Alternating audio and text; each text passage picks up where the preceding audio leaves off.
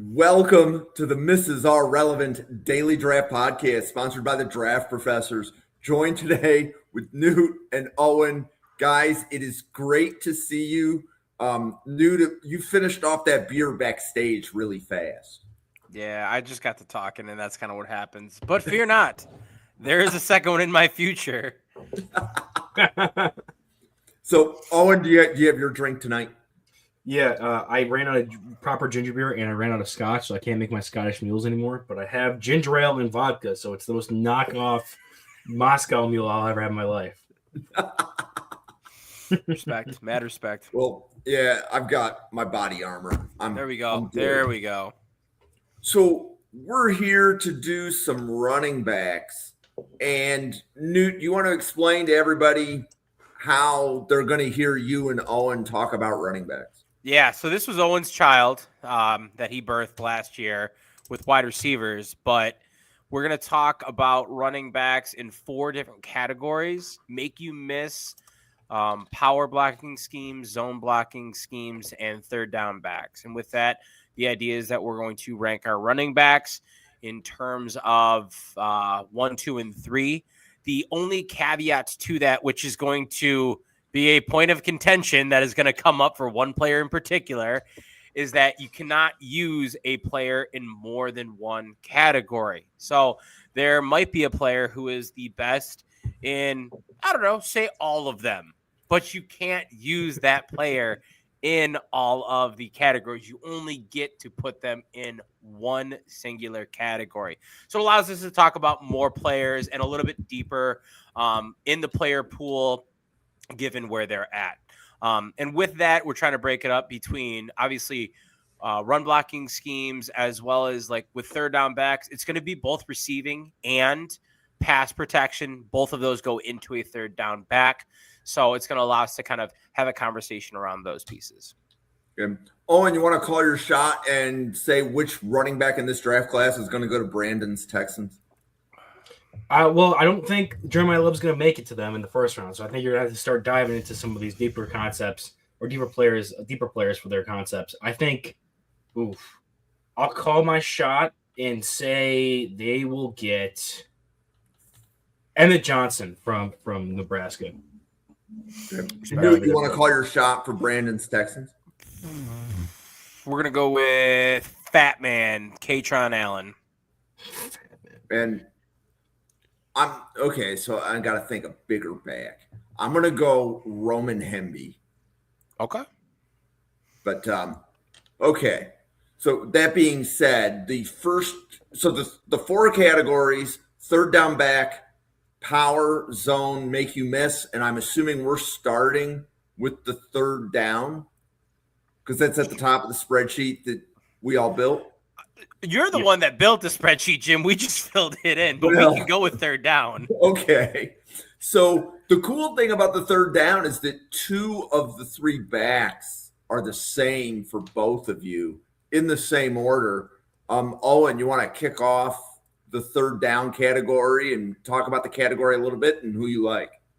Yeah, so I'll just run down mine from 1 to 3. So my number 1 third down back, and this has kind of been something I've been consistent with. Now, he had a bit of a down season this past year, but he was my RB3 with a second-round grade coming out of the summer. And then he's dropped a bit now, but he's still in that day 2 conversation for me is Nicholas Singleton, the running back out of Penn State, kind of the lightning to that Thunder and Lightning duo there at Penn State, where he's still big body type guy, but more lean, can make guys miss in space, has a ton of speed despite having that bigger frame, and he was used a ton as their move piece, the pass catcher, as well as being a pass protector. So you had Kaytron Allen being the big power back, who we'll get to later. Newt already kind of shouted him out, but they left all the receiving ability up to Singleton, and he was able to show out. And I do think he has high upside with athleticism, which shows up in the catching.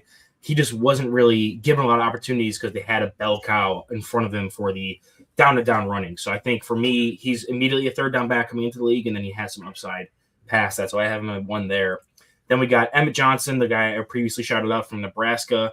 He was someone where I didn't really know a good, clean place to put him. There was a couple different spots. I ended up getting down to make you miss or third down.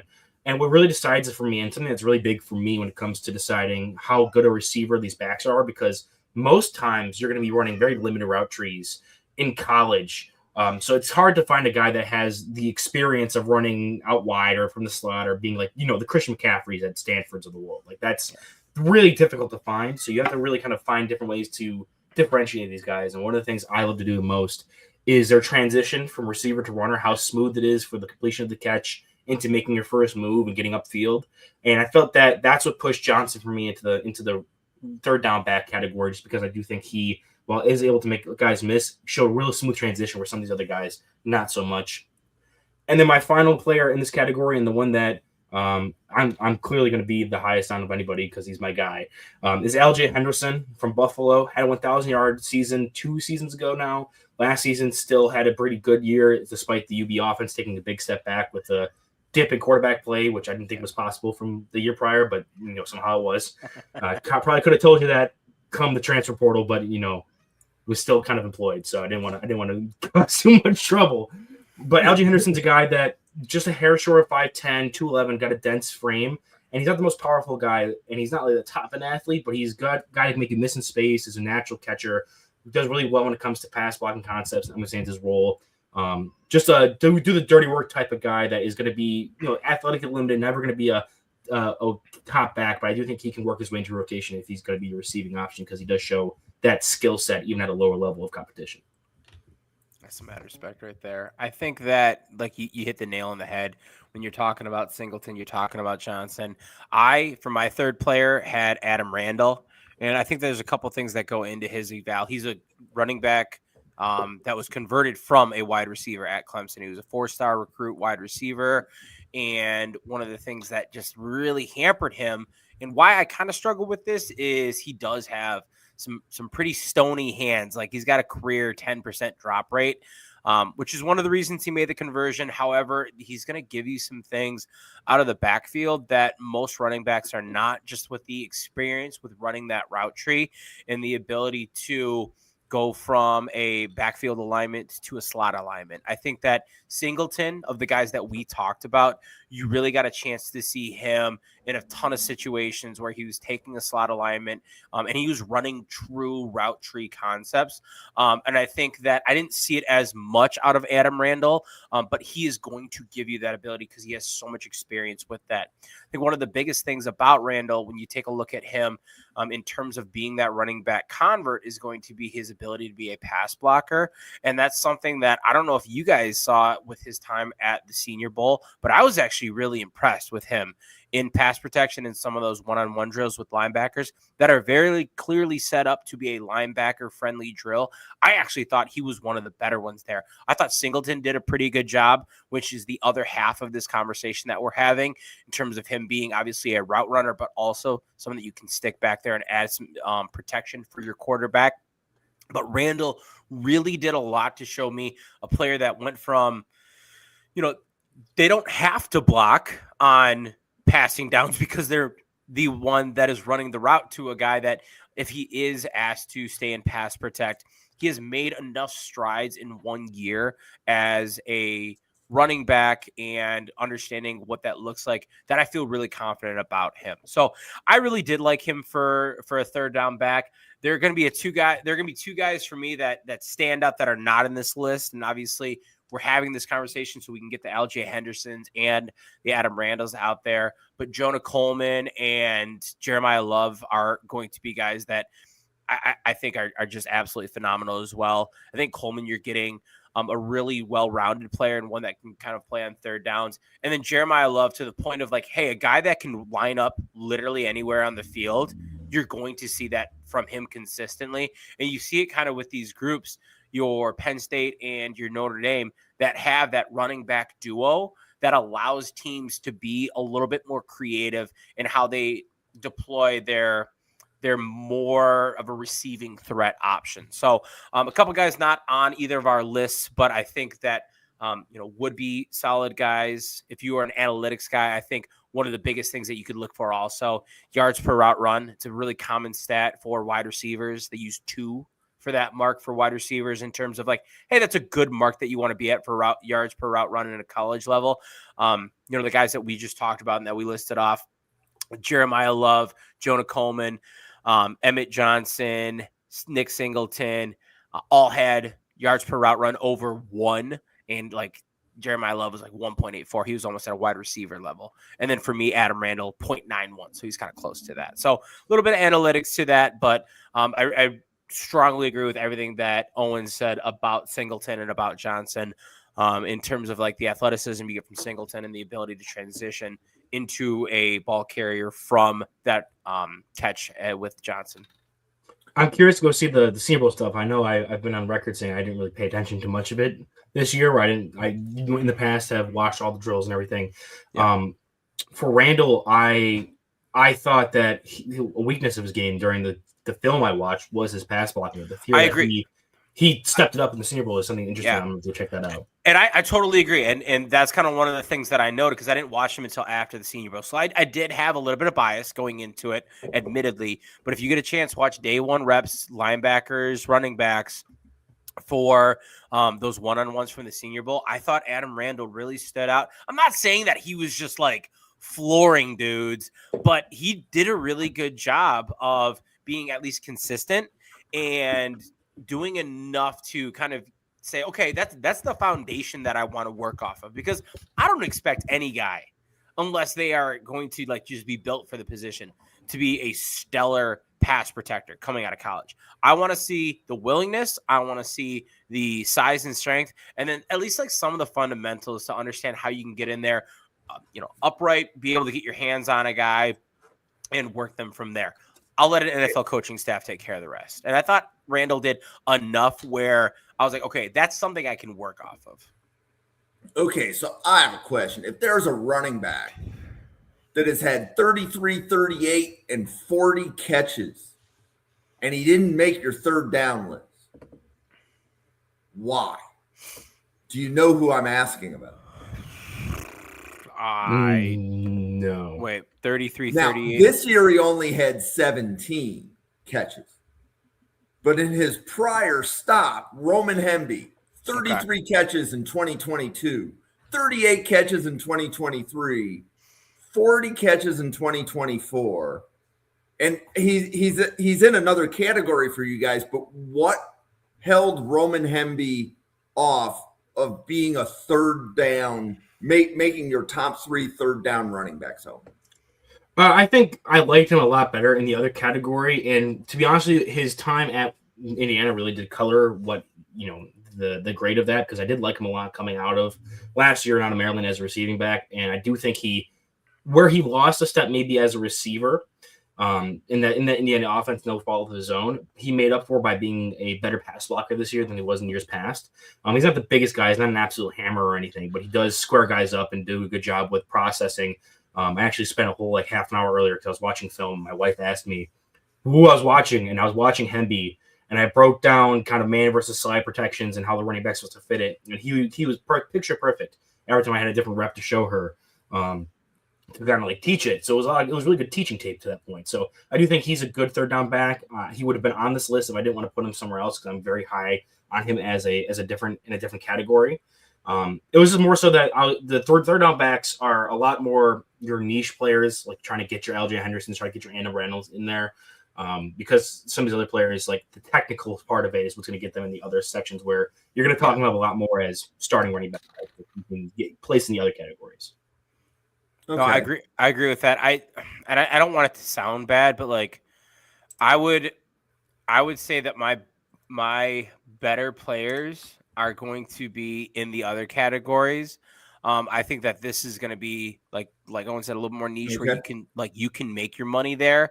But it's definitely not one like I'm not all that high on Nick Singleton this year. Just to give a little bit of context, he's my running back 8 in what I consider to be a kind of down running back class. Emmett Johnson, I'm not as high as consensus on. He's still my running back 5, but I'm not like, man, I'd pound the table for that guy. And Adam Randall, I've got like a late, maybe mid to late day 3 grade on. So I think that those guys, like they have an opportunity to be a part of a team because of that trait. Maybe Emmett Johnson a little bit more than that. But it's not like, oh man, they're doing so many other things, but like this is the glowing remark. Once again, my best third down back is Jeremiah Love. Like hands down. That's who it's going to be.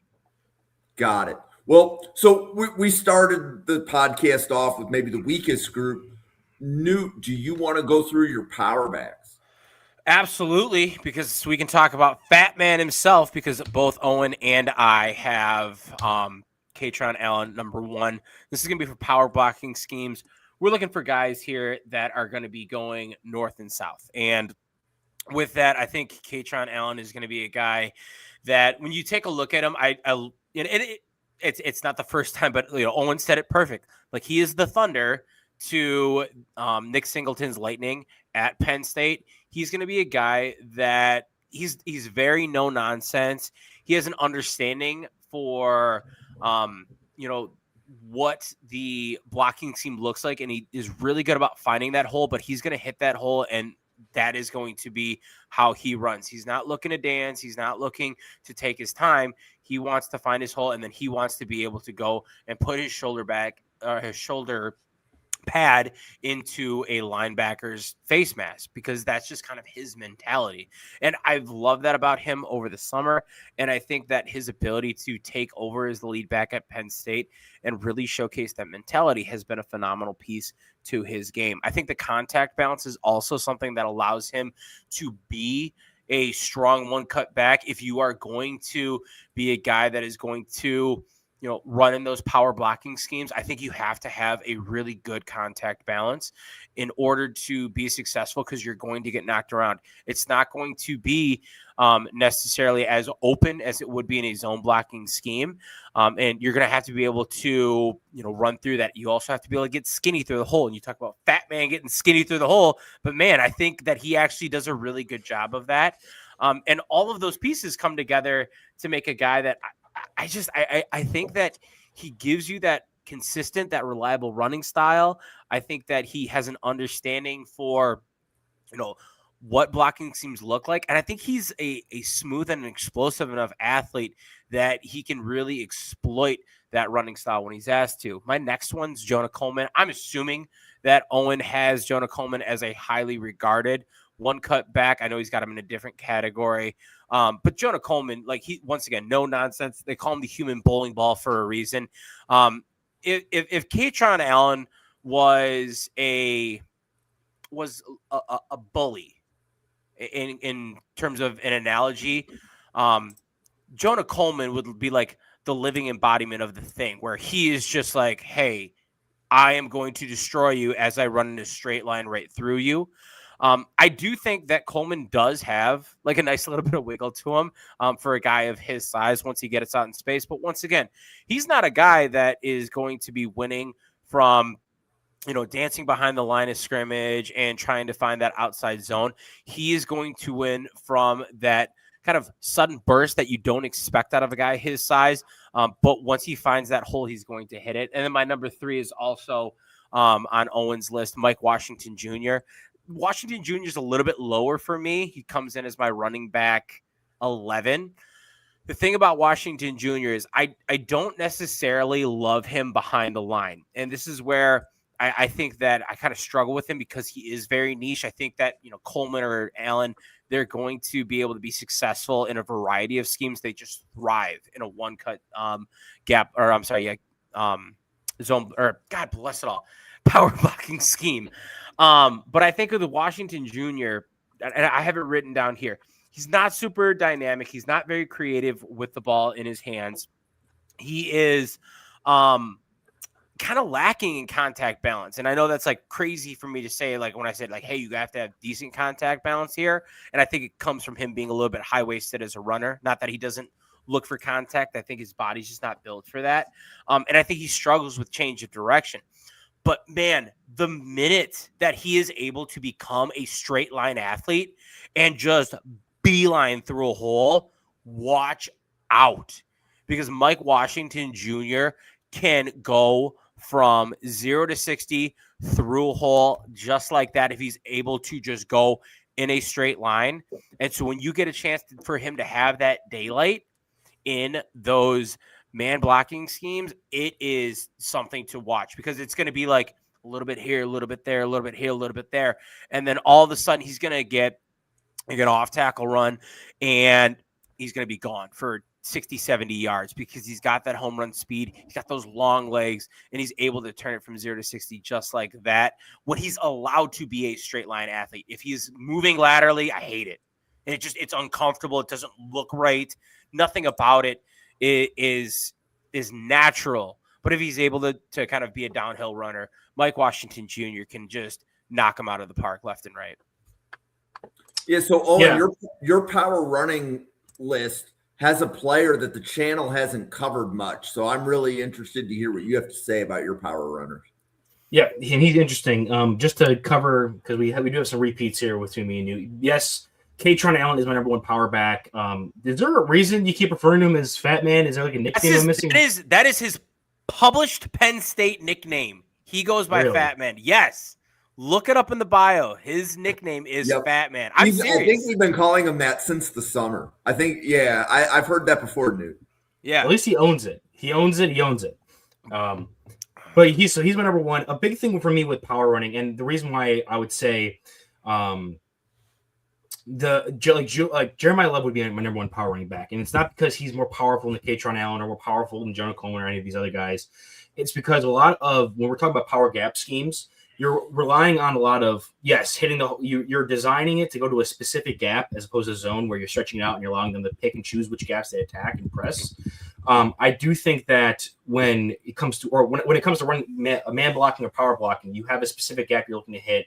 And at times, whether it's going to be polars or down blocks and taking over to duo up to the linebackers, you need to have good footwork and patience to allow those blocks to establish themselves. Whereas zone, you can be a lot less patient. So like a player like Jeremiah Love is supernatural when it comes to like his footwork and patience following power blocking schemes. I pulled up that tape to show like my players when I was coaching running backs this past season. Like this is what it's supposed to look at the highest level. Like he is phenomenal. Be like a top 10 pick in this upcoming draft, and then you'll be good. Yes, that is what you should strive for. So he would have been a guy that would have been number one for me. But I went with Katron Allen because we'll discuss my placement with Jeremiah Love after this. But Allen was number one just because, he is big, burly, runs over, always falls forward, gets at plus yards every time. Then my number two is Mike Washington Jr., which I watched him and Jonah Coleman on a live stream. And I think you hit the nail on the head with his eval, Newt, where I wrote him down as he's going to be a power blocking scheme guy because his best trait is when he's working north to south. Yep. Having him run these lateral, like wide zone plays where you ask him to plant a foot in the ground and then get up field and make guys miss or have like long lateral cuts just isn't his game. But he can hit the hole with high speeds and he is more patient. And while he does have a big frame and some good muscle and speed, so you'd expect him to be like this big power back and be able to shrug off tackles. He is really high hit and has really long legs, opening up that target area for tackles more for defenders. So it's harder for him to be able to like bounce off. He doesn't have that natural leverage of some of the other running backs, which is why I'm a big fan of the short kings at running backs. That's why I was a big fan of I'm still pissed you weren't at Buffalo when he was there. I was looking to get the inside scoop. I missed by 1 year, a single year. He transferred out right as I came in. Absolutely useless. The big exodus. And then my third player here for the power backs is another player that I think excels when it comes to getting downhill and attacking and being that north to south runner. And Jim mentioned it. It's a player we haven't covered yet. It's Seth McGowan from Kentucky. He looks like I was watching him, and I wanted to put this in a more PG way. So this is the way I figured it out. He looks like he is moving in 2 times speed, but everyone else is in 1 time speed. Where like if you ever watch him, his upper body like rocks around a lot, and he looks like he's like moving like a jittery all over the place. And he's like he's moving like this, and he looks like he's like one of those kids that thinks he's like Derrick Henry running through like, oh yeah, I'm gonna blow people over, and then he does. He like can hit the hole hard. He's more explosive than he is long fast. So I do think that helps a lot with the power back as well, where you're asking like, hey, this is going to go to the backside A gap, plant and hit that hole as hard as you can. Yes, sir, I got you. He'll go in there and do it, but because he moves like he does when he's running, and it comes down to some of his footwork, and he gets a little sloppy with his technique. I don't think he's going to be a guy that transitions really well when it comes to moving and then cutting and being more in control of his body, being more fluid and smooth. So I think if you're going to have a team that needs a more punch to your backfield and just needs someone to like just absolutely chuck in the middle, get me 2 yards in a cloud of dust, that's your guy, because he moves like he's insane. So I'm assuming he's one of those guys that this Cam Skadoo like ram your head into a concrete wall type guy. But that's my number 3 player for the power blocking in this category. Okay, and I think McGowan was at the Senior Bowl. Yes. If memory serves me correctly. He had the longest touchdown, I believe. If I'm not mistaken, I read the headline. He had like a 30-yarder. Yeah. So it's good. Like this year was definitely a different year for running backs because like a lot of the guys that we did scouting reports on didn't really come back as draftable. That was the most PC way you could have said this running back class sucks. Licks rocks, yes.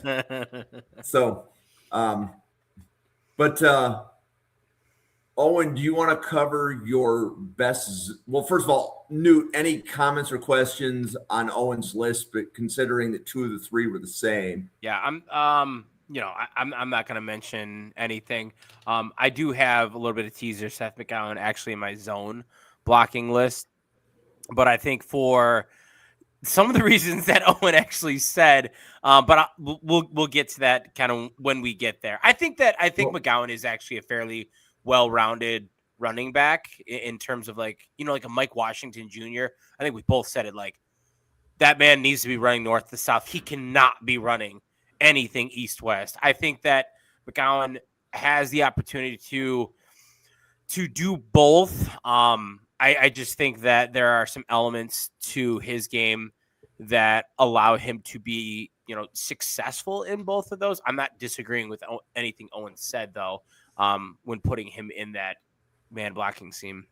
Yeah, McGowan was one of the players when I saw your list put together, and I was like, that's going to be one I'm looking forward to disagreeing on. We didn't have a ton of disagreements this year, but I made sure to bake in some today because I truly do believe that. I think McGowan was born to run halfback dive, just run it right in the middle and kick someone in the teeth. So that's totally where my placement was in. Oh, and you remind me of my older brother. It's always the best content when you disagree with somebody. It's never good content to agree. It's not, you're not doing it out of spite. You're just doing it because that's who you are. And like, that's what I really appreciate that about your podcast personality. I was always told I went to the wrong profession. I should have been a lawyer because I love to argue. And dude, my best friend's a lawyer. Holy shit, man. Any argument with that guy drunk at 2 a.m. in college is just always a nightmare. Well, and there's a saying also about arguing with an engineer. It's like you got to be careful when you're arguing with an engineer. It's like rolling with a pig in the mud. Sooner or later, you realize they both like it. Jesus. But Owen, do you want to go through your zone running back? Yeah, so for zone, kind of I mentioned the skill sets you need to run man blocking or power blocking above, where it's a lot more patience, footwork, but also the ability to accelerate and hit the hole downhill because you have a designed target. With zone, it's kind of the opposite, where you're given a ton of space and you're asked to press the line of scrimmage, keep your feet in a wide base, and then be able to move through your blocking assignments, read through the first line of D-line to the linebackers and see where they're cheating to gap-wise and be able to make cutbacks along the zone. And then if there's nothing open on the inside, back inside, you're hitting to the outside kind of thing. So you have to have enough speed to hit that outside mark. So you have to have a good ability to plant and get upfield once you're moving side to side, as well as having enough speed to threaten the outside. So they have to respect that. And then you can open up some of those inside cutbacks. So for me, somebody who I think has a superpower in this and is one of my favorite players in this class. And I loved him from when he was last year. And I'm so happy. I can say so happily that Wake Forest finally changed their goddamn offense. And he looks so much better in it. Is Demond Claiborne from Wake Forest. They stopped running the stupid delayed walk-up RPO stuff that's been there since Sam Hartman was quarterback. He's now in a traditional like under center with a full back, drop backs or out of the pistol in the shotgun, like giving him some actual genuine running back reps, NFL level reps. And he's a guy that has a ton of speed, has play finishing level speed, to be able to get upfield and outrun some of these DBs that are on a lighter basis than him. He also runs pissed off. Guys can't bring him down in the open field once he breaks that first level and he can get to the second level and into those DBs. He can make guys miss. They fall off his pads. He's a guy that really wrecks stuff when he gets into space there. But what I think really sets him apart is his ability to have that kind of one-cut, jump cut type ability where he can step, plant, and shoot upfield when he's reading the the line. I do think there's some plays where his vision can definitely improve more, where I do think that like that's still going to be room to grow, but I do think chucking in an entire scheme change is going to do that to some guys, because I did think vision in that previous scheme was a bonus for him. And that was mostly because a lot of his vision with how that was structured previously was in the open field, whereas now he was asked to press and read line of scrimmage and read the linebackers. And he looked like he was getting it more and more as the season went on, but I do think it's still a work in progress there. But when he was hitting it well, he was one of the best in the game at it. Combination of the speed we talked about, the explosiveness of upfield, and then being able to make something of his own after that. So he's my favorite for if you're running like a Shanahan wide zone system. I could definitely see Claiborne eating up one of those like the Rams or the 49ers type running games. So really excited to see that. Number 2 is Jim's guy. We were just talking about is Roman Hemby. Another guy, he's like 6 foot, just a hair over 200. I actually think he's probably a little bit smaller than that. He looks a little leaner. And he runs angry, but he like there was a play against I'm trying to remember which game it was, maybe it was Michigan, where he was able to do the classic zone run, press to the outside, nothing's open on the inside, nothing's open on the inside, but you have enough gas to hit the outside corner and turn it up and get up the sideline. And he's one-on-one with I think it was TJ Metcalf, and tries to drop the shoulder and just gets leveled on the sideline. So it's like he gets up, he's fine, and he gets back and he's immediately back in it. I think he caught like a slip screen the next play, so he was back into it. But he's a guy that his skill set, being as smooth as he is with his cuts and as being able to accelerate as he can, going into that wide zone system where he can press, and then cut up field. And then when he has the opportunity to get in open space, he can get upfield and use some of that speed, turn on the burners. That's really where I like him as a runner, which is why he ended up in my zone, my number 2 in my zone. And then number 3 for me is Adam Randall. I know that was Newt's guy in the receiving category. I felt like he's a bit stiff for me. And that's probably why he also transitioned from being a receiver, where I saw some of it when he was coming out of the backfield, and he was definitely in contention for me there. I just felt like I wanted to fit in LJ Henderson somewhere, and that was the better spot for him. Whereas for me with Randall, he's a guy that I think what he can do is get upfield really well. Not so much with patience, and that part of transitioning to running back is kind of escaping him at the moment because he is so new to the position. But when he's asked to run laterally, plant, and then get upfield for 3, 4, 5 yards, if he has a gap in front of him, I do think he can do that. Now, he's not as proficient when it comes to reading past the line of scrimmage level, and reading the linebackers, making guys miss after that first cut. But asking him to plant, get upfield, and use that body to get a couple extra yards in that way without having him to be overly proficient at being patient or having good footwork or good vision inside the cluster of the box, I think is where you're going to see him have his best work. So that's why he's my number 3 in zone blocking or zone running there. Okay, so Newt, you've got 2 of your 3 are different than Owens. Yeah. You want to talk about your zone runners? I'm going to talk about Owens first, because Adam Randall, had I not had him in my third down back, I would have had him straight up in power blocking schemes, because I don't see him as an outside zone runner, a zone runner at all. And like when I saw that, I was like, what are we doing here? To me. So when I look at him, I think his best work is when he's able to be north and south. I think that because he's newer to the position, I think he is going to be able to excel when he has a direct hole to run through. And I pulled this up the minute I saw the ludicrous mark of him as number 3 on your zone blocking.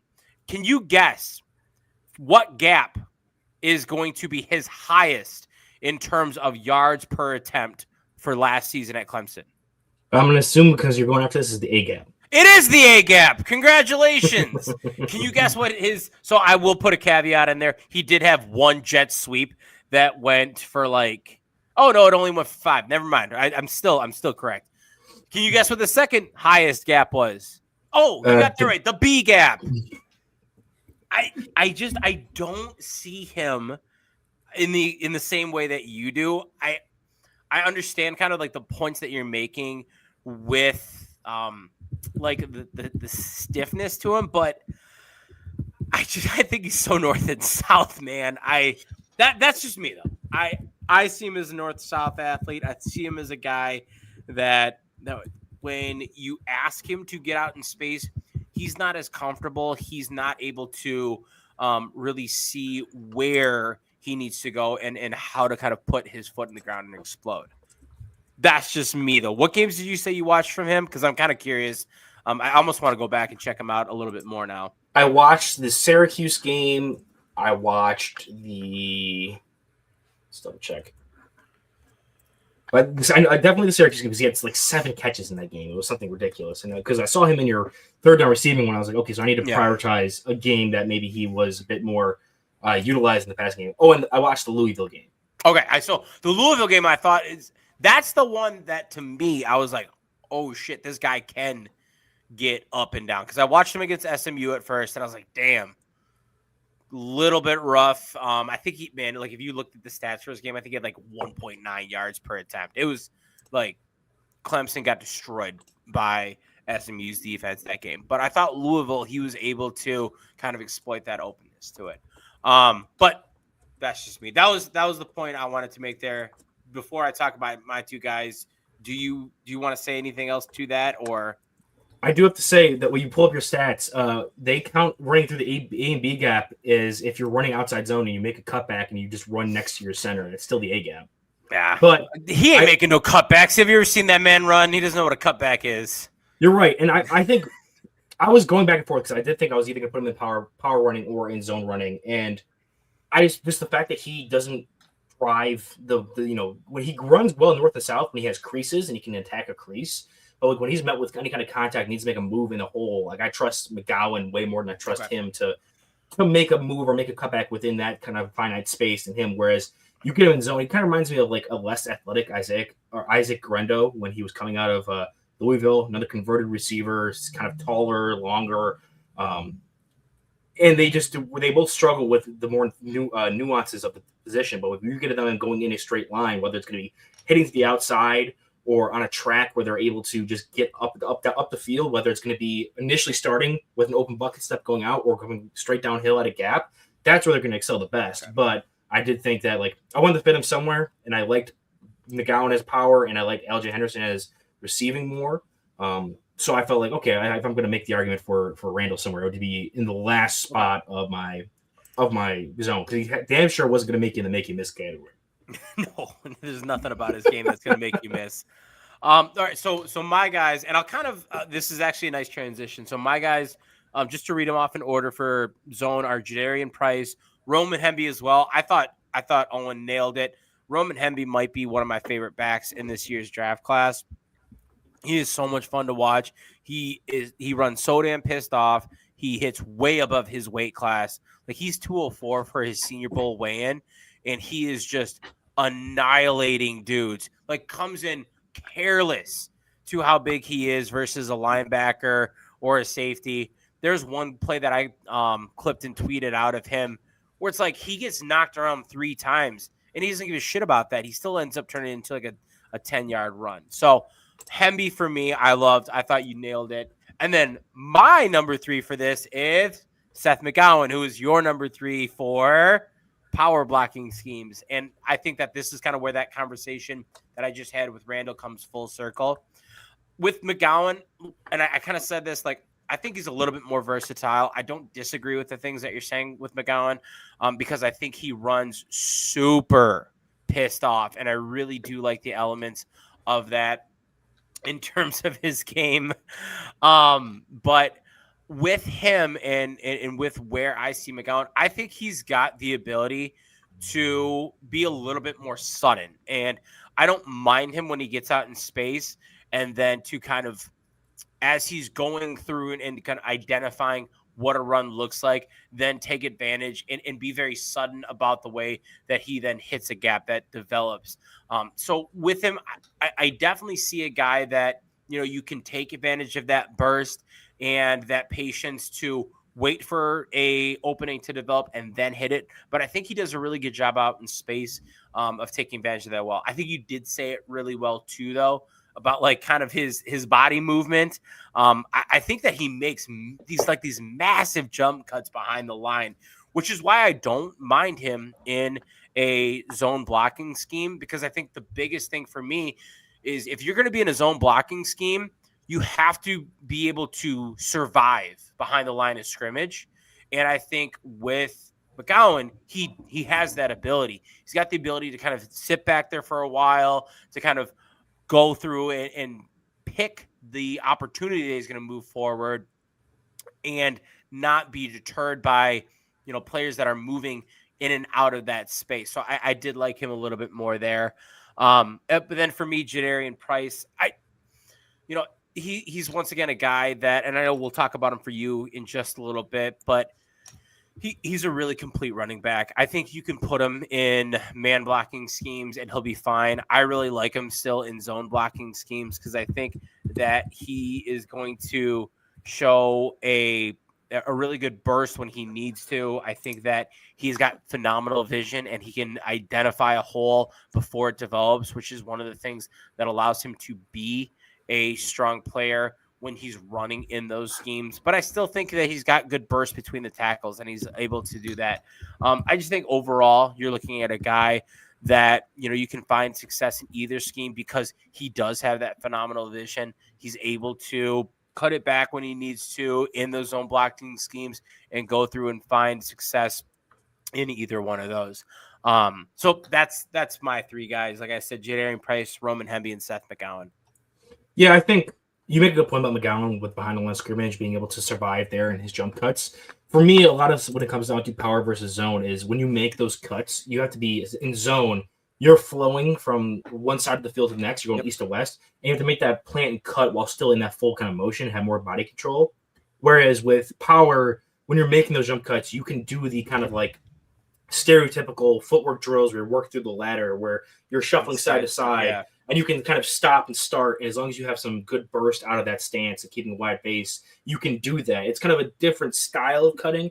I think McGowan can do both. I just liked him a lot more when he was doing the more stop and start, get up the field, and then as well as when he just got a full head of steam and wanted to punch dudes in the mouth. No, that's fair. And like I said, I think that there are some guys that I think are definitely a little bit more for one versus the other. Like once again, Mike Washington, I swear to God, if he gets in his zone running scheme, that man will not survive. But like a lot of these guys on the list, and we're talking about one versus the other.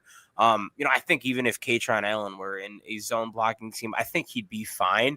I just like him better as a north to south guy. I like his ability to, like I said, get skinny through the determined gap and kind of go forward from there. Yeah. Well, Newt, you bring up a good point about some of these guys, if they can do more than one of these things, there's probably a reason that they're high on the board, right? Like if Jeremiah Love is zone and power, there's a reason he's going to be at the top of the board. He'll apply to every team's scheme. Whereas the Kaytron Allen, if the team runs zone, do you think he's on their board? I think he's on their board. I think he's not going to necessarily be as high on their board. Like if you were to tell me that a team ran like majority zone, I want to see the difference in my grades right now. I'm not going to say this for sure.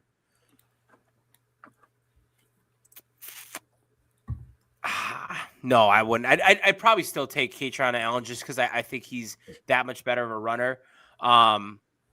But like that's where for me, like I could see, depending on what you're going through, like then a Roman Hemby starts coming into the conversation a little bit more. So I think that, and it's true, and this is my lens writing for like the Cheesehead TV draft guide.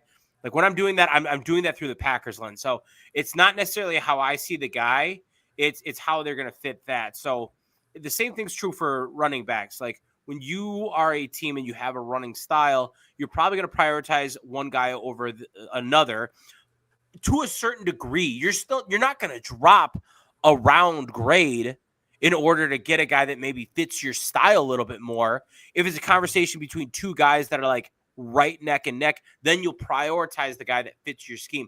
But you're not going to take a massive step backwards in terms of talent just so you get a guy that fits your system a little bit more. You're either going to pass on that position or you're going to go with the better player. That's just my opinion, and like how I write through the lens of like looking at a specific team style. But I'm not going to take a guy just because they're better at zone blocking schemes when I think there's a guy that's just a better overall back. Yeah, all teams run a mix of zone and power. Like if you're choosing one or the other, it's usually like a 60-40 split. Correct. Like it's similar to like how all NFL defenses are really zone heavy defenses. Just like if you're man heavy, you're running like 30% man instead of like 10. So you have to be balanced, especially with your players in the backfield. Like there's a reason why their running back by committee is such an important thing now, because teams want to be multiple with that. And so you're going to draft a guy even if he doesn't fit like your main scheme, because you're going to find a way to get him on the field and run those other things. Yeah. Okay, so we've finished the zone. We're on to the make you miss, right? Correct. Okay, and I also want to give a shout out to Ryan Sparks in the chat, because Ryan has filled in his. And what I find interesting is that there's at least one player that Ryan has that overlaps each category. Like people are seeing the running backs pretty much the same way. So I'm finding this exercise to be quite helpful, but Newt, take it away. Yeah. So for the make you miss, the elephant in the room is Jeremiah Love. We've talked about him a little bit, but he hasn't been on a top 3 list for me, at least until now. I can't say the same for my co-host, but Jeremiah Love for me is going to be the number 1 make you miss back in this year's draft class. I do think it's a product of the class and how not elusive and creative this class is, that I thought it was a little bit thinner. But after that, I have Damon Claiborne, who Owen talked about. And I think he talked about him in terms of a zone running back and the same reasons that I would take him as a make you miss type back. And then Jamari Taylor, who I know Owen's got as well on his list. So Jeremiah Love, I don't know why he was stuck in my head. Jeremiah Love. Very similar players. I can see why you got them mixed up. Yeah, right. Jeremiah Love, if you get a chance to see, like, it's pretty. It's so much fun because he does all of the things correct behind the line of scrimmage. But when he gets past the line of scrimmage, it's, like grab the popcorn, grab the large movie theater size soda, and then just sit back and watch, because that's where it goes from, the technical piece side of the game and the refinement in terms of skill, and to like, boom, this guy is a natural athlete. He's able to do things that others wish that they could do, whether it's, hurdling players, throwing on a juke, being able to put his body in head fake in a way that is going to freeze the defender. Like everything that he does, he's going to be able to combine his athleticism with his understanding for what a defender is trying to do when they break down a tackle. And he is so much fun to watch when he's out in space.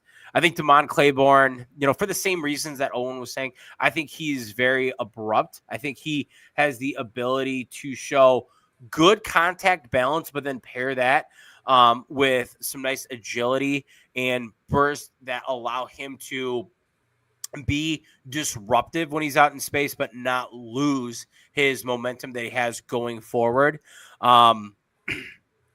Man, anyone can compliment Kyle Monungai that's got a little bit of like lateral shiftiness. But to Damon Claiborne, he's going to be a guy that he's very, very elusive and abrupt. And that's kind of like one of the words I always go back to is if you're going to make someone miss, it's not about being, quicker or having, this like elite athleticism. It's about misdirection. It's about deception. It's about, how quick can you change your direction? And I think Damon Claiborne is going to be a guy that really, shows that. And then for me, it's also Jamari Taylor. And once again, I know he's a guy that is on Owen's list. Jamari Taylor, I think he's going to get a little bit more hate this draft cycle because he is an older prospect as a 6-year senior. But he did so many fun things with his time at North Carolina Central before going to Virginia, and then he continued to do that.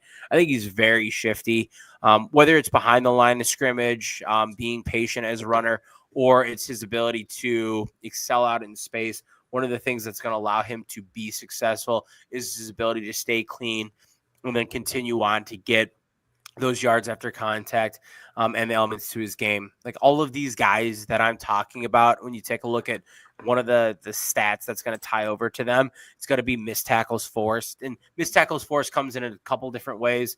I know Owen's going to talk about that for a guy that's going to force miss tackles in a very different way than some of these guys are. But like force miss tackles for Jeremiah Love, 0.28, meaning he's going to force miss tackle every like fourth attempt, a little bit more than that. When you take a look at Jamari Taylor, 0.25, so dead on for a quarter.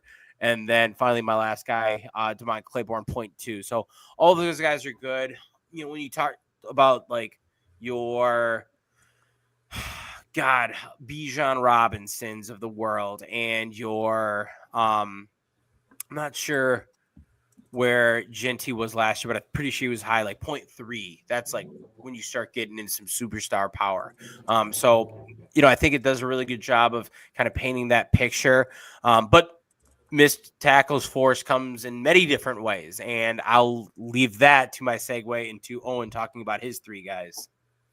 Yeah. So real quick, just to answer the question we had in the chat about a guy that can complement Kyle Monangai, I feel like if you went to our first section of this podcast, we were first talking about like the more receiving third down back types, like Nicholas Singleton in early day 3. I think that'd be a great compliment. You're putting him back together with another player that's kind of that thunder and lightning duo, with Monangai being that one cut, you know, power type runner behind the line of scrimmage. And then that's not thunder and lightning. That's lightning and an earthquake, though. I mean, it's a whole nother level with Monangai. Yeah, I agree. I definitely. I think that's why it's a great fit, because I think to identify where Monangai struggles a bit, which is going to be in the receiving game, a bit more of that speed outside zone stuff, and that's where Singleton really excels. So I do think that'd be a good name to throw out there, especially for a team that's going to move on from DeAndre Swift. That's a good. You can do much worse at replacing him with that. When in doubt, Jadarian Price. When in doubt, Jadarian, you're great, but I don't know if he's going to be there in day 3. Yeah, okay, you're right. It was a late round. You're right. I missed the late round, but when in doubt, Jadarian Price. You're right.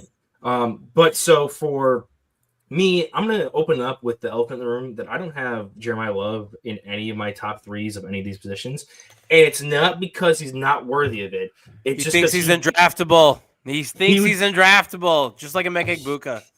He would be number 1 in every single category. And I felt it was dishonest to put him and peg him in one individual category, because like he's the best receiving back. He has the athleticism and the hands and the pass blocking to be a guy who's an every down back. He has, like I said, the footwork, the patience, and like he has oomph behind his pads. Like he's 6 foot 211. My favorite play was in the year when they made the run to the national championship game. They had Riley Leonard, and he was like a lead blocker. And I can't remember what, I think it might have been Louisville or somebody. And they had 2 rushing touchdowns for Riley Leonard, and he was the lead blocker for it out of like a quarterback power.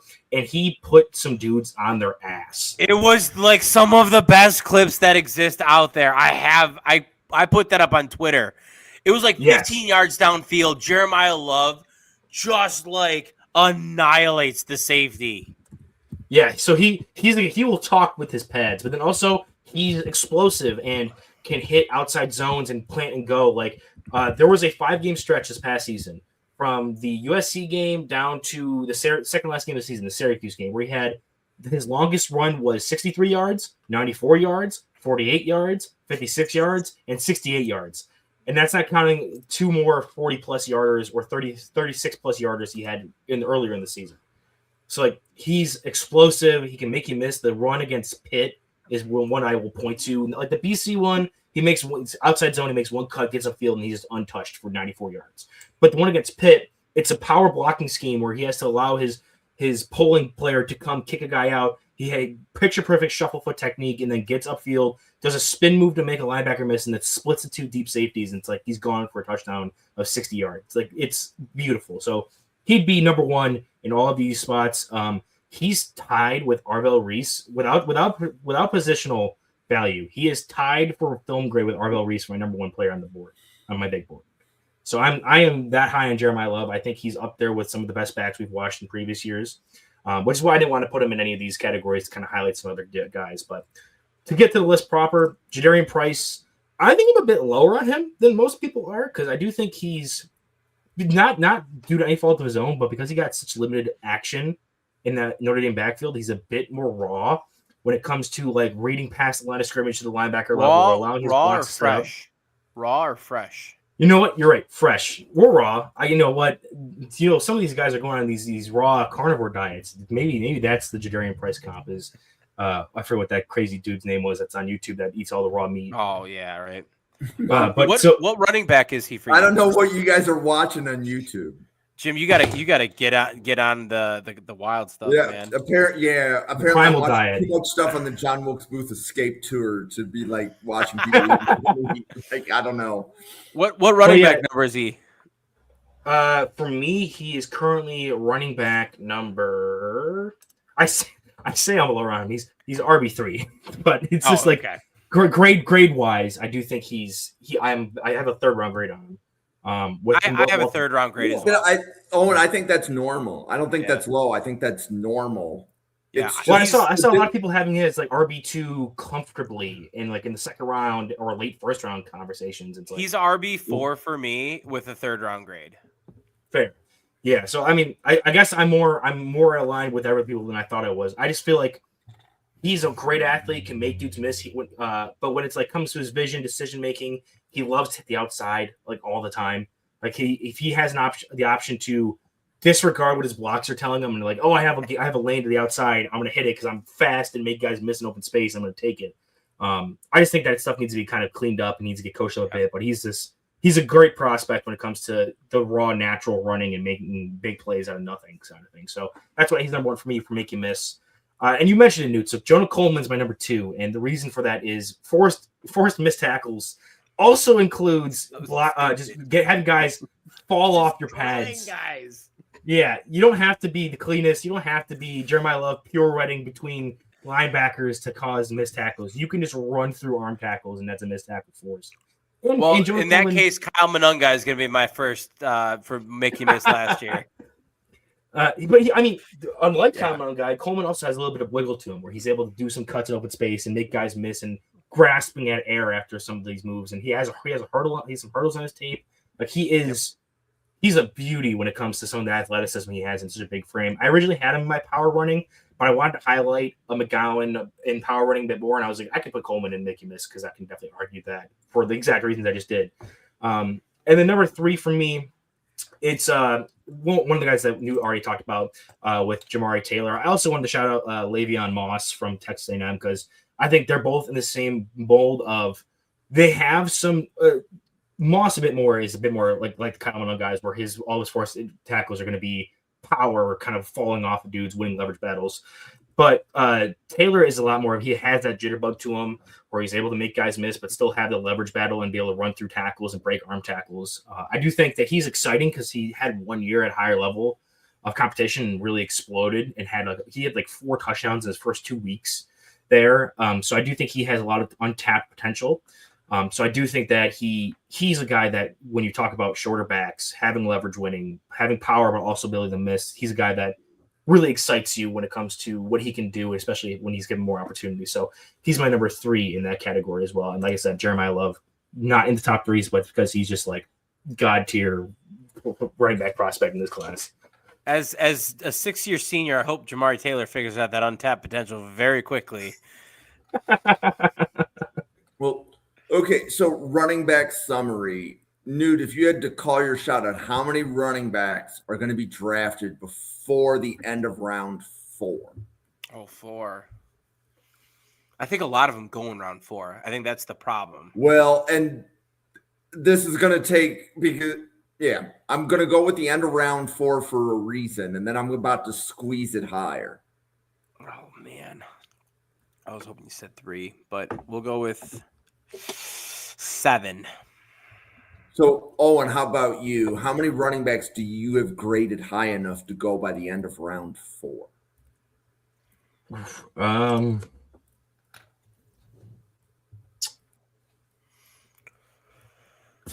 End of round 4?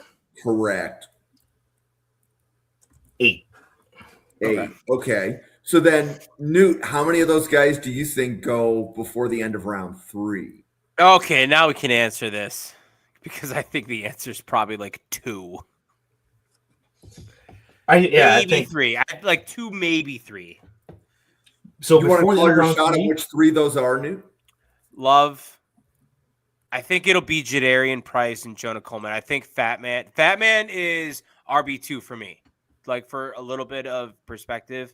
But if I had to call out the 3 running backs, I'd say Love, Coleman, and Price would be the 3 that I would say are going to go top 100. I think so. I think Love, Coleman, Price are easy. I think those are going to be easy, the 3. Now it comes the question of like, what's the need? How about the scarcity of the class? Is it going to cause them to go up, or is it going to cause them to go down? I think a team's going to fall in love with Emmett Johnson. I think he's going to run really well, and he's going to be a guy that's going to be 3-year junior, left Nebraska, has some crazy tape. Again, another guy that I think is a little bit more raw when it comes to the technique of the position, but like makes magic happen in the open field and has some good receiving acumen, as we talked about earlier. So he'll be someone I think could go maybe at the back end of the top 100.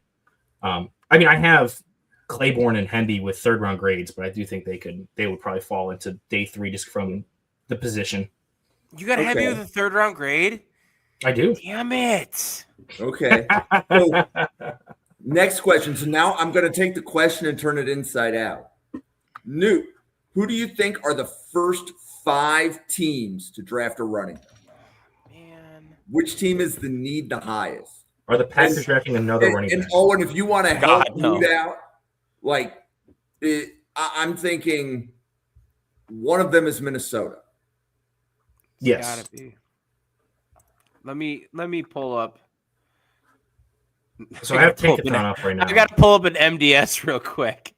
Pull up the draft professor MDS. Okay, so let me just think through this really quick. I think Dallas. Yeah, Houston, Texans. Dallas, Minnesota. Yeah, Dallas. So Dallas, Texans, Minnesota. Titans? And I was thinking, is it the Titans? I was thinking Titans too. And then Kansas City? Oh, yeah, no, Kansas definitely will. Because they get mocked love all the time or in the middle of the first because So we're saying Tennessee, Kansas City, the Vikings, the Texans, and the Cowboys. Yeah. I'm trying to think of any other ones that really jump out to me. I did one mock for Cheesehead TV where I took Katron Allen in the 4th round for the Packers, and I was absolutely torched online. There's actually quietly a lot of teams that need backs. Like New Orleans needs a back because Kamara might be done. The Jets are going to be losing Breece Hall to free agency, but they have the tank Braylon Allen. Listen, I was out on Braylon Allen his draft year, and I think he's the man's still only like 16 years old. Come on. I'm aware. And I mean, okay, I was out on him as like RB1. I had him like with a 4th-round grade, and I have so far been proven correct on that one. He had a phenomenal rookie year. He was injured his sophomore year. Let's get the guy a little slack. You're right. I do. But they have Isaiah Davis right behind him. Yeah, it's true. Is that stopping me from drafting Damon Claiborne? Maybe. I don't know. Do you want the guy that holds the ball to fumble the ball 8 times? That's fair. So one team we haven't mentioned, but Pittsburgh. They just drafted Caleb Johnson. Yeah, but apparently from doing some Pittsburgh podcasts, they don't like Caleb Johnson. I think Shocker. I don't believe that at all. I think that it's going to be like, hey, you get your year learning pass protection, and then you get him out there. You're not taking Caleb Johnson with a 3rd-round pick to just like flush it away. Like, I will tell you right now, every Packer fan out there hates Marshawn Lloyd right now because he hasn't gotten on the field. That's injury related. I think with Caleb Johnson, like, he's gone through a year now. He has an understanding for what he has to do as a pass blocker. I think that Caleb Johnson is going to be a guy that's out there. Plus, you still have Jaylen Warren. I'm not saying that, like, that's the end-all, be-all, but I wouldn't say that they are going to take a running back in the top 4 rounds after already drafting a running back 3rd round last year. I do want to bring up mine and Newt's Battle of the Big Boards we did on the Weekly Huddle YouTube channel last year, where Caleb Johnson was the 34th overall player for Newt, and he was outside of my top 75. I think he was like at the same level of Donovan Edwards for me, like in the 150s. God. And then when he fumbled that kickoff, I was like, he never took a kickoff in all of college, and Mike Tomlin's like, yeah, let's have him take kickoffs. That sounds like a good idea. I don't know, but I actually think that's actually a really good point because we talked about this and Owen, I don't remember which podcast, but I believe you were on it. But I said, which position on the roster is taking the kickoffs? And running backs are better with the new kickoff rule than wide receivers are. You want your running backs being the ones that take kickoffs. Were you on? It was not that your podcast, Owen. I just remembered it was the we did a kickoff returner podcast on Thursday. Oh, okay. So it wasn't you. I just got you confused with Taylor. I'll take that as a compliment. Yes, take that as a compliment, please. But meaning that as we were going around and like there was a Broncos podcast or Jets and the Bills, we were basically saying that it was the running backs were the ones that were returning the kicks. It's not the wide receivers anymore. So let me just like give a one small data point to that. Josh Jacobs returned 2 kicks all year for the Packers. They happened to come in that Bears game. Do you know what happened with his first kickoff return? He fumbled the ball. It's not like, oh man, this is obviously the godsend. Now I do understand with the new rules, it does make a little bit more sense because it's not like that screaming downhill like it was before. But I still think like there are guys that are built for that have it's not the same as running the ball, with the line. There are guys that are going to be just more built for that. And I wouldn't want to take a rookie that's never done it before, that's not built that way, and have him say, oh, yeah, you're going to be our kick return guy. I think it's dumb. Yeah, I mean, so Ray Davis was the AP first team kick returner this year, and he had a couple big returns. And the way that the Bills ran their kick returns, they basically ran it like there was a fullback in the backfield with them. Instead of having 2 returners, it was exclusively Ray Davis, and they had Reggie Gilliam back there as a legitimate fullback leading the way, and they would pull dudes on the line and have them do kick-up blocks with their direction. Like, they were very creative in instilling more run-play concepts, but like a lot of teams just kind of did the line it up and see how it goes method. And when that's the case, you can do either player. And I mean, I said it earlier while Jim was talking, but Rashid Shaheed has been like electric as a kick returner, as a receiver. It's more so. I thought I was gone. It's more so like how you can read blocks and react and have change of direction. So I do think there's a lot of that skill set that comes with running backs. Like a lot of these guys in the film I was watching, they had returns and kick returns. I think Adam Randall had a couple kick returns. Yeah. I think there's one guy that I'm forgetting. Even though I think it was Randall. I think you called that out right. It was Randall that had a ton of experience with that. Yeah, so like you have guys that like they're trusting, and that the college kickoff rule is still similar to the old NFL rules, so it's even different than that jump. So I do think that the use of running backs is going to continue to grow, especially as special teams coordinators start to implement more creative designs that kind of level that playing field out. But you're always going to, if you have a guy who's explosive and can hit seams with good ball carrier vision, it doesn't matter what position they play, as long as they can do that, they're going to return kicks. Okay, well, why don't we pause for podcaster identification? So, Newt, you want to let everybody know about Cheesehead TV and the other things that you do? Yeah, Newt Weston. You can find me on the app formerly known as Twitter at NFL_Draft_Weston. Try to put almost everything that I do out there, whether it's writing and posting for the website I run, zerotechdraft.com, retweeting a lot of the stuff that we do here at Draft Professor, or retweeting and sharing the work that I do over on Cheesehead TV, including their podcast related to the draft and upcoming their draft guide. So, app formerly known as Twitter, best place to find me. It's kind of got all of that stuff linked out to it. Once again, at NFL_Draft_Weston. Oh, yep. So you can find me on Twitter at Weekly Huddle, where you can see my campaign for the Bills to draft Jayshon Barham, continuing into day 6 of tweets. I took a weekend off, but we're going to continue tweeting at Brandon Bean without pleases anymore, Jim. You got the one on me. I'm not asking nicely anymore. But also over on YouTube, where I referenced earlier, me and Newt did our Battle of the Big Boards. I've had Newt on in the past to do summer scouting and a bunch of other videos as it pertains to scouting concepts, as well as going live to do live watch longs. Like I said earlier in this podcast, I watched live my updated grading of Jonah Coleman, and then got fresh eyes on Mike Washington Jr. So I do those lives and then post them up on my Patreon once I'm done with those. So that's where you can find a lot of my content. I'm also writing for Cheesehead TV's draft guide. for their interior offensive line section. The combine list just dropped, so I got a bunch of new names I'm going to have to add to at least make a mention of if there's. I'm hoping they're all going to be significantly later, so I just have to write their names and stuff out. But maybe I'll find a guy I'm in love with. Oh, well, first I want to thank Newt and Owen for helping put this podcast together. I like this format of covering players. So I think it was Owen's idea or however, but however Owen and Newt put it together, like this, I really like the way that you guys were able to break apart the running backs and such. And then Randy, yeah, it's great to see you. Thanks for being here. And then Ryan, thanks for being here as well.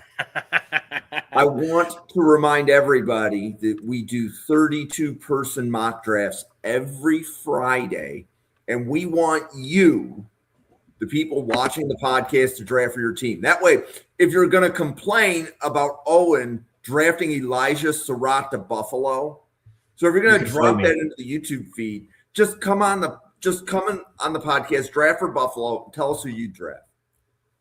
Yeah, it's okay. It's okay to complain. Like, it's a constructive complaint. Owen and I talked about it, and right now I'm taking Owen's side until I hear a better opinion. I cried only a little bit. I got put on blast pretty hard for most of my picks in that mock draft. I was actually at my girlfriend's daughter's wedding when I was sending you those photos. So I was killing time between the wedding and the food when I was sending you that. But anyway, we want you to draft for your team. So we'll have 32 people picking for 32 different teams. The draft is 3 rounds. It's going to take us 2.5 hours. In 150 minutes, we will discuss 100 players.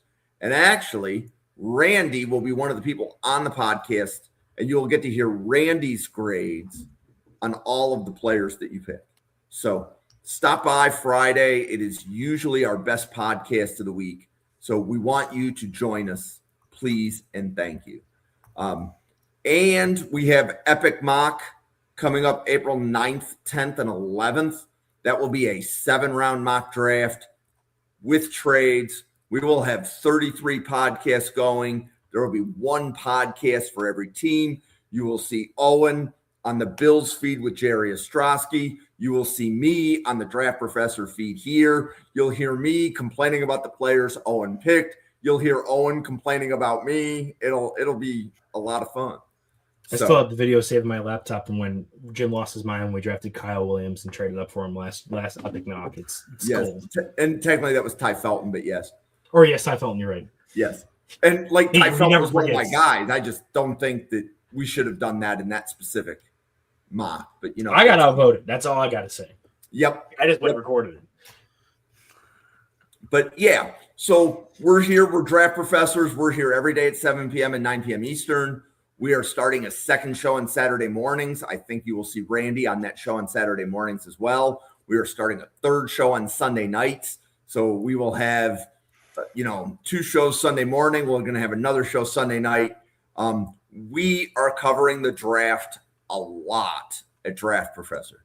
So give us a follow, give us a subscribe, and thank you very much for being here. For Newt, Owen, myself, for the 80 people at Draft Professor, thank you so much for watching. We will see you on a podcast again tomorrow.